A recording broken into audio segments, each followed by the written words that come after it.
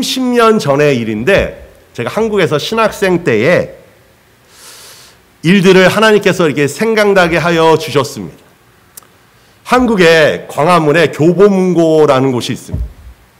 한국에서 그 당시에 가장 큰 그 서점이었습니다.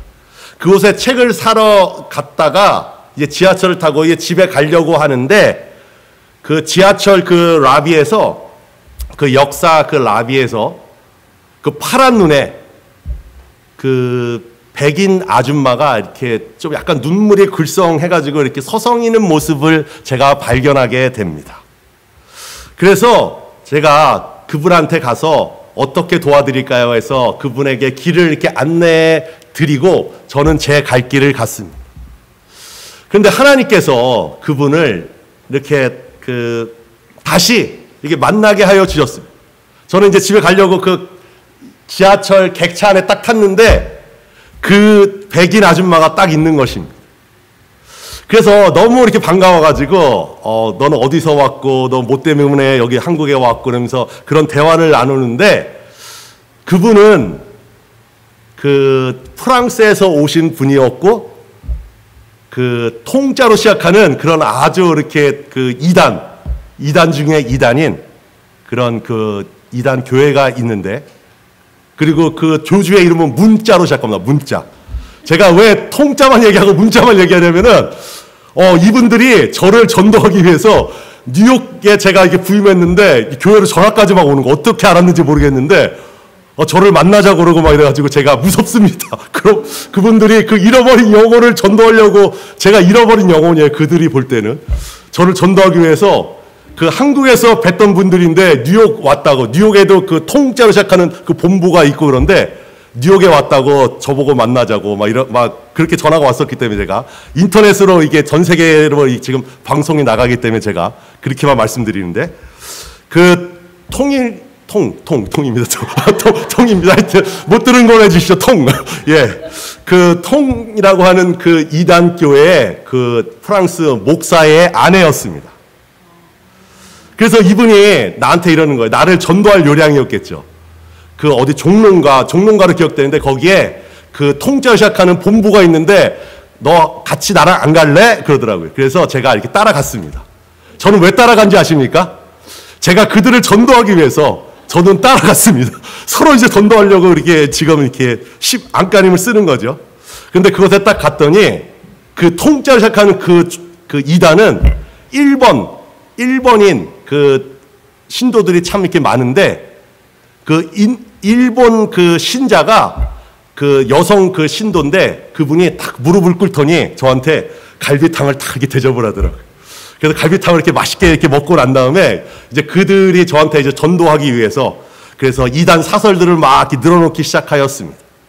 그러니까 제가 신학생인 거는 이게 모르는 가운데 그렇게 저한테 이단 사설들을 막 이렇게 늘어놓는데 제가 그것에 대해서 반박을 하고 이렇게 막 이렇게 제가 이렇게 공격을 하니까 그들이 이렇게 말문이 이렇게 막혀 버렸습니다. 그래서 제가 30년이 지났는데도 그 분들이 지금 했던 그 이야기가 지금도 이렇게 귀에 이렇게 생생하게 이렇게 들리는데 그분이 뭐라 그러냐면은 지금 저희 청년 조금만 기다려봐요. 조금만 기다려봐. 한 1시간 정도 기다리면은 고신측 아시죠? 예장 고신측. 여기서 예장 고신측에서 잘하신 그런 분들이 있는데 그 신앙생활이 굉장히 이렇게 수익하고선 엄격하고 되게 보수적인 그런 장로교 교단입니다. 신사 참배도 이렇게 절대 목에 칼이 들어서 나는 신사 우상 앞에 절을 할 수 없다라고 해가지고 옥고를 치르고 많이 순교를 당한 그런 교단이기도 합니다. 그런 그 고신측 전도사님, 전직이죠, 전직. 고신측 전도사님이 계신데 그분과 함께 한번 말씀을 나눠보시라 라고 얘기하는 거예요. 그러니까 아마도 그분이 전직 그런 고신측 전도사님이셨고 아마 그 본부에 그런 높은 자리에 계신 분이었던 것 같습니다. 그러니까 고신측 전도사님 출신이라고 하는 것이 그분이 왜 그 적그리스도죠, 적그리스도. 그냥 주님을 그냥 떠난 것이 아니라 적그리스도의 그런 졸개로서 그런 일을 하고 있는가? 저는 참 이렇게 충격을 많이 받았습니다. 왜 그런 믿음의 사람들, 전도사님들이 타락을 해서 그렇게 적그리스도의 졸개 역할을 하고 있을까요? 왜 그럴까요? 많은 경우에 영적으로 방심하고 있었기 때문입니다. 여러분, 군대 갔다 오시는 우리 성도들은 잘 아시겠지만 밤중에 이렇게 보초를 섭니다. 경계 근무를 하는데, 총을 이렇게 메고서 경계 근무를 하는데 그냥 서가지고 눈 뜨고 만약에 이렇게 쿨쿨 자고 있다고 한번 생각을 해보십시오. 그렇게 되면은 어떻게 되겠습니까? 자기가 맡고 있는 그 섹터가 이렇게 뚫림으로 말미암아 적들이 침투하여 우리의 진지를 그냥 초토화시켜 버리지 않겠습니까? 이와 마찬가지로 우리가 깨어 있지 않는다면, 영적으로 깨어 있지 않는다면 어느새 죄의 유혹이 스멀스멀 우리 가운데 이렇게 밀려 들어올 것입니다. 그래서 오늘 예수님께서는 제자들에게, 우리 모두에게 지금 이렇게 경고하십니다. 다 함께 따라합니다. 시험에 들지 않게. 시험에 들지 않게. 깨어 기도하라. 그냥 기도가 아니라 깨어 기도하라. 아멘. 지금 오늘 본문 마태복음 26장 41절은 예수님께서 겟세마네 동산에서 이제 십자가에 달리시기 전, 그렇게 잡히시는, 체포되시기 그런 직전 제자들에게 하신 말씀입니다. 특별히 그 세 제자가 있습니다. 베드로, 야고보, 요한. 이 셋에게 지금 38절에 보면은 내 마음이 매우 고민하여 죽게 되었으니 너희는 여기 머물러 나와 함께 깨어 있으라. 그렇게 지금 사랑하는 애 제자 3명에게 함께 깨어 있어 달라고 지금 예수님께서 부탁하셨습니다. 예수님은 지금 십자가의 고난을 정말 직전에 눈앞에 두시고 지금 땀방울이 핏방울이 되도록 그렇게 간절히 기도하셨습니다. 그런데 기도하러 조금 떨어져 그렇게 갔다가 다시 돌아오셨는데 제자들은 지금 쿨쿨 자고 있었습니다. 그때 예수님의 베드로를 깨우면서 하신 말씀이 무엇입니까? 바로 시험에 들지 않도록 깨어 기도하라. 마음은 원이로되 육신이 약하도다 라고 그렇게 경고하고 계십니다. 오늘 이 말씀 속에 우리에게 주시는 중요한 교훈이 담겨 있습니다. 먼저 시험에 들지 않게 기도하라고 하시는데 그 시험이 무엇인지를 여러분 잘 아셔야 될 것입니다. 여기서 말하는 시험은 유혹을 말합니다. 유혹. 단순히 학교 시험을 이야기하는 것이 아니고요. 그 실력을 테스트하는 것이 아니라 바로 우리의 믿음을 무너뜨려 버리는 영적 시련 그리고 유혹을 가리키고 있습니다. 지금 예수님 당시에 겟세마네 그 동산에서 제자들에게 그런 앞으로 닥칠 그런 시험은 무엇이었습니까? 예수님은 곧 체포되셔서 이제 십자가에 달려 돌아가실 것이고 제자들은 두려움과 혼란 가운데 예수님을 버리고 도망가기로 그렇게 그런 유혹에 지금 직면하고 있었던 것입니다. 실제로 그들은 예수님을 버리고 흩어졌습니다. 그런 예수님의 수제자라고 하는 베드로는 어떻습니까? 예수님을 3번이나 그렇게 부인하는 그런 시험에 빠져버리고 말았습니다.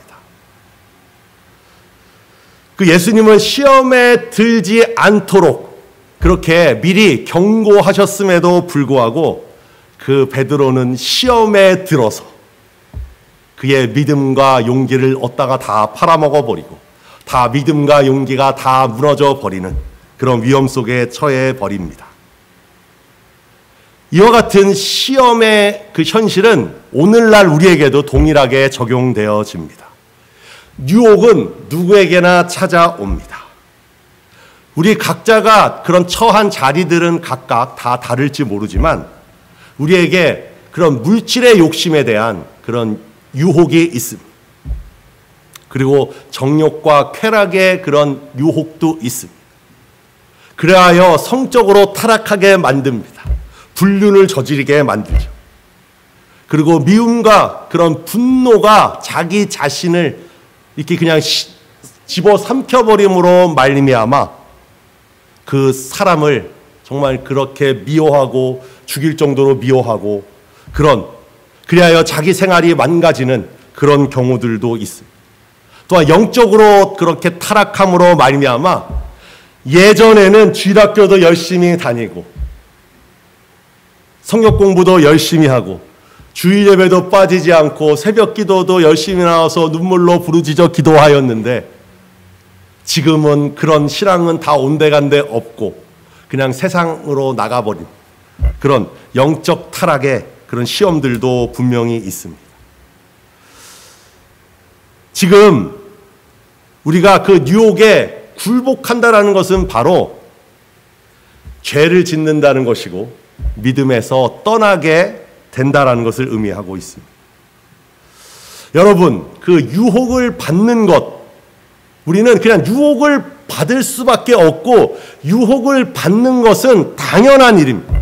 유혹을 받는 것 자체가 죄라고 말씀하고 있지 않습니다. 무엇이 죄냐면은 유혹에 빠져버리는 것이 죄고요. 유혹에 넘어가 버리는 것이 바로 그리하여 범죄하는 것이 죄인 것입니다. 우리는 그것들을 조심해야 합니다. 그래서 오늘 예수님께서 우리를 시험에 빠지지 않도록 하는 그런 방법들, 피할 길에 대해서 분명하게 말씀하고 계십니다. 고린도전서 10장 13절에도 보면 시험 당할 즈음에, 여기도 temptation입니다. with the temptation이라고 말하죠. 시험 당할 즈음에 또한 피할 길을 내사 너희로 능히 감당하게 하시느니라. 영어로 읽어드리면은 with the temptation he will also provide the way of escape. 그러니까 피할 길을 공급하여 주신다라는 거예요. 유혹 가운데 있을 때 분명히 피할 길을 주신다라고 말씀하고 있는데 우리가 깨어 있지 않으면 그 피할 길을 찾지 못한다라는 거죠. 피할 길을 찾지 못하니까 그 유혹에 빠져서 우리는 넘어질 수밖에 없는 그런 상황이 되는 것입니다. 지금 그 예수님은 결코 그 제자들에게 이렇게 얘기하지 않았습니다. 내가 지금 인류의 죄를 지고 십자가에 달려 정말 죽어야 되는 절대절명의 그런 위기 속에 난 처해 있다. 정말 죽게 되어 지금 고통스러우니까 그래서 나는 아버지 앞에 땀방울이 핏방울이 되도록 정말 기도하는데 지금 너희들은 내 마음도 몰라주고 의리 없게 쿨쿨 자고 있냐 이 나쁜 놈들아. 지금 그렇게 말씀하지 않으십니다. 단순히 시험에 들지 않도록 깨어 기도하라고 하시면서 뭐라고 말씀하시죠? 마음은 원이로되 육신이 약하도다라고 말씀하고 있습니다. 지금 저 제자들이 예수님께 향한 죽도록 충성하고자 하는 그런 마음을 모르시는 것도 아니고 그들의 믿음의 결단을 모르시는 것도 아닙니다. 그런데 지금 뭐라고 지적하고 계시죠? 육신이 약하도다라고 말씀하고 있습니다. 실제로요, 우리가 그 마태복음 26장을 우리가 대개 돌아가셔서 말씀을 여러분이 이렇게 차근차근히 보시면은 31절에 보면은 이제 그 마지막 만찬을 마치시고 6월절 식사를 마치시고 이제 감람산을 올라가시면서 31절에 예수님께서 제자들에게 오늘 밤에 너희가 다 나를 버리리라 라고 말씀하십니다. 그랬더니 33절에 베드로가 대답하여 이르되 모두 주를 버릴지라도 나는 결코 버리지 않겠나이다. 정말 충성을 지금 이렇게 고백하고 있죠. 지금 베드로가. 그러면서 34절에 예수님께서 너가 닭 울기 전에 3번 나를 부인하리라 라고 얘기했더니 35절에 베드로가 그 말을 받아서 뭐라고 얘기하냐면 내가 주와 함께 죽을지언정 주를 부인하지 않겠나이다. 그랬더니 이 베드로만 그런 것이 아니라 그렇게 고백을 하고 모든 제자들도 그와 같이 말하니라 라고 말씀하고 있죠. 지금 마음은 원인 것을 지금 예수님은 다 알고 계십니다. 그런데 육신이 약하여, 육신이 너무 피곤하고 고나여 그들은 깨어 기도하지 못하고 지금 영적으로 잠들어 버렸다라는 사실입니다. 그러니까 우리의 그런 신앙의 결단만 가지고는 그런 시험을 이겨낼 수가 없다라는 것이죠.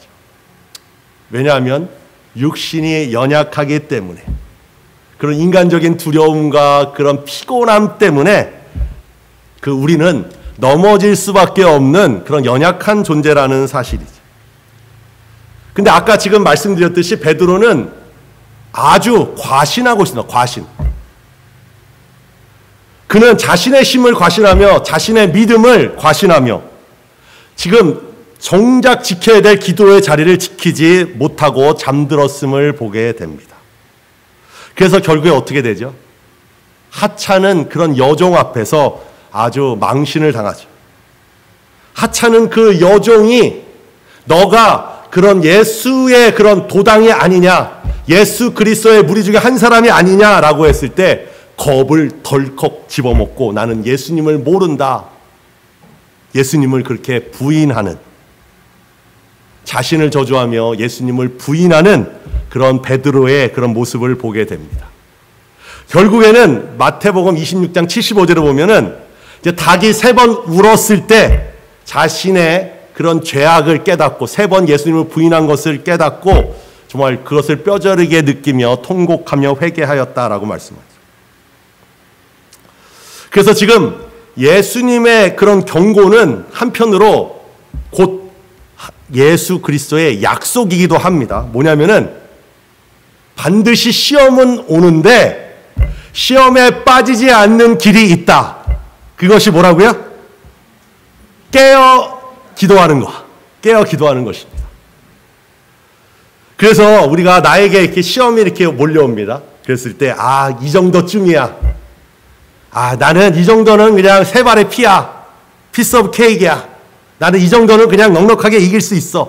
하면서 그 영적 자만심은 금물이라는 사실이죠.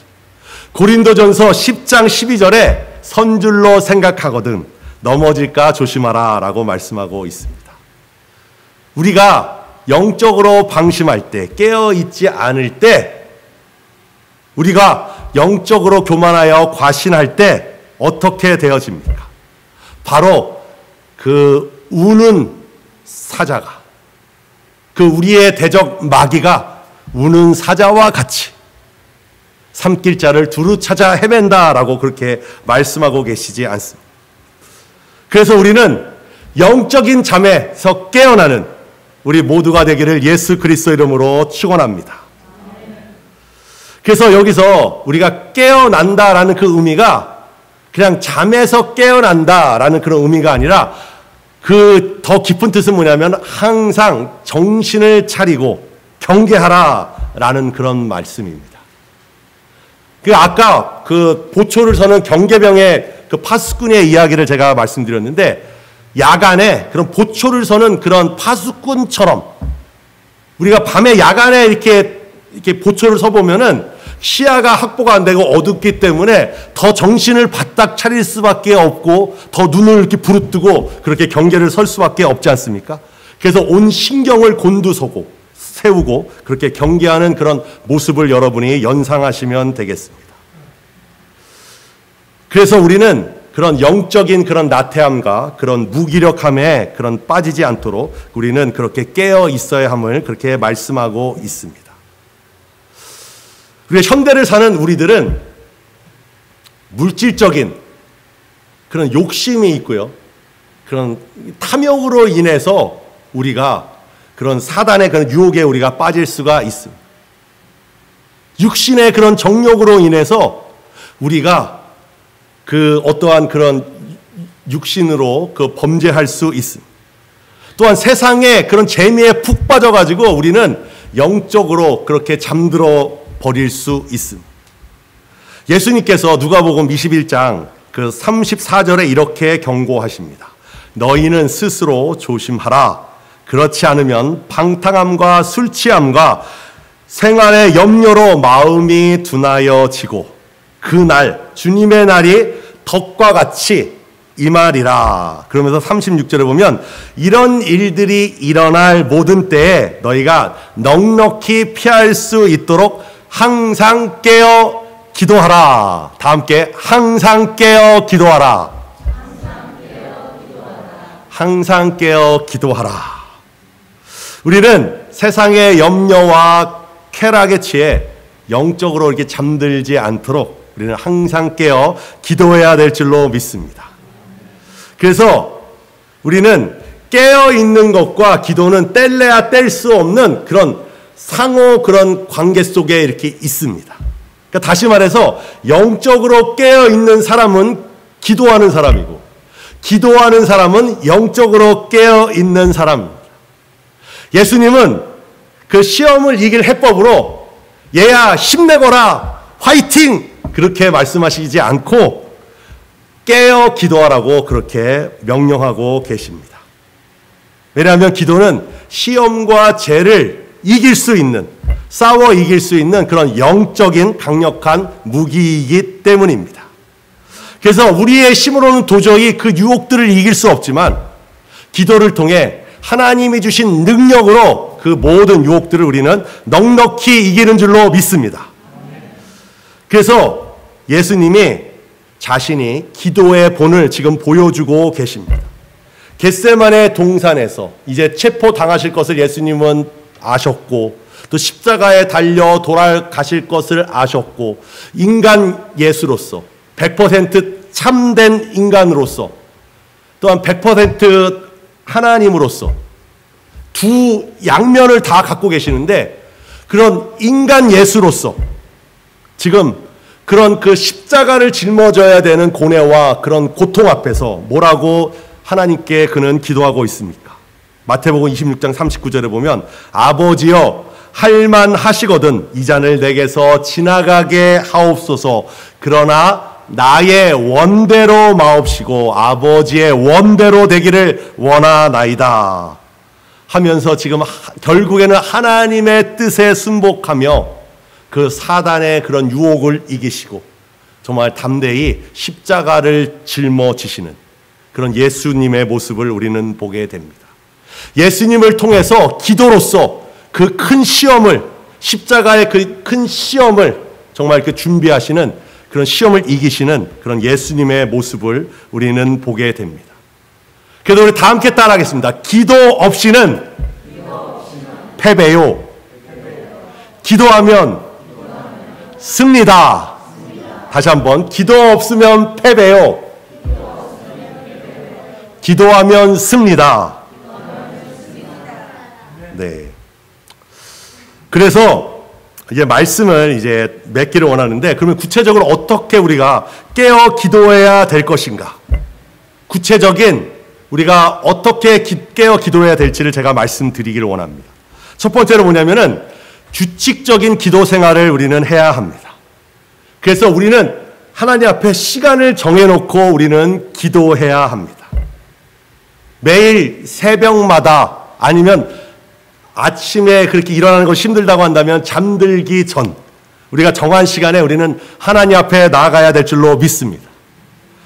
꾸준한 기도의 그런 습관이 예수님께서도 습관을 따라 기도하셨고 새벽 미명에 기도하셨던 것처럼 우리가 그렇게 꾸준한 기도의 습관이 영혼을 깨우고 우리가 시험을 대비하게 됩니다. 또한 우리는 주의 말씀과 함께 우리는 기도해야 합니다. 우리가 그냥 말씀을 덮어놓고 기도하는 것이 아니라 말씀을 읽고 그 하나님이 주신 그 말씀을 붙들고 우리가 기도해야 될 줄로 믿습니다. 그 기도가 바로 성경적인 기도요. 그 기도를 하나님께서 기뻐하시는 줄로 믿습니다. 기도하며 하나님의 뜻에 우리는 맞게 살아나가도록 그렇게 또한 우리는 강구하며 나아가는 것입니다. 예수님께서도 주의 말씀으로 그렇게 공성회를 시작하시기 전에 사탄의 그 유혹들을 말씀으로 이기셨던 것을 우리는 보게 됩니다. 그래서 우리는 말씀과 함께 우리는 기도하는 그런 를 생활화해야 될 줄로 믿습니다. 그리고 마지막으로 세 번째는 영적 동역자와 함께 기도하는 것입니다.